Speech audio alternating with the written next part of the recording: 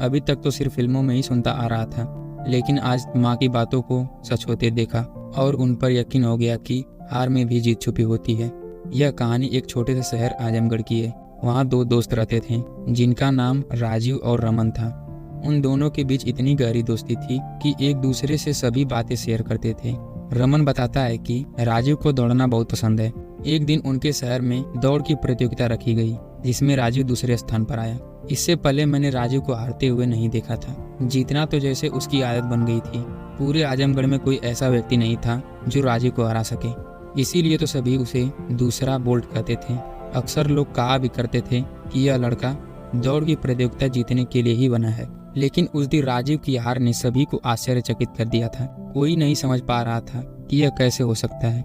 सभी अपनी अपनी बातें कर रहे थे। उसकी हार एक बड़ी चर्चा का विषय बन गई थी। जिन्होंने यह बात सुनी थी वो तो इस बात को मानने को ही तैयार नहीं थे कि ऐसा भी हो सकता है। ऐसा होना स्वाभाविक भी था, क्योंकि राजीव हमारे बचपन का दोस्त है। हम लोगों के बीच कोई राज छुपा नहीं रहता था। वह मेरी हर छोटी से बड़ी बात जानता और मैं उसका। लेकिन इस बार राजीव ने मुझे उस पर शक करने पर मजबूर कर दिया था। उसने हमारी सालों की दोस्ती पर सवाल खड़े कर दिए थे। मेरा विश्वास टूटने लगा था कि आखिर ऐसा क्या है कि राजीव हमें हार की वजह नहीं बताना चाहता।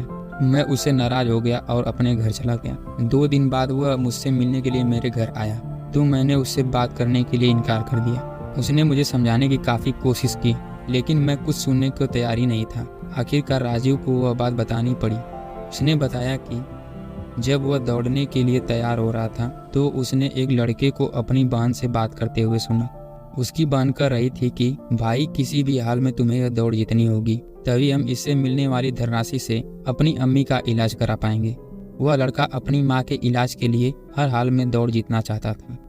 इसीलिए मैंने दौड़ के अंत में उस लड़के को अपने समीप आने दिया और फिर मैं रुक गया ताकि वह जीत जाए। मैं चाहता तो खुद यह दौड़ जीत लेता और उसे जीती हुई रकम दे देता, मगर इससे उस लड़के के स्वाभिमान को ठेस पहुंचती और शायद वह इस धनराशि को लेने से भी इनकार कर देता। इसीलिए मैं इस प्रतियोगिता को हार गया। राजीव की बातें सुनकर मुझे बहुत शर्म आई कि मैंने मित्रता पर ही सवाल खड़ा कर दिया, और वह भी एक प्रतियोगिता की हार की वजह से। शर्मिंदगी के चलते मैंने राजीव से क्षमा मांगी।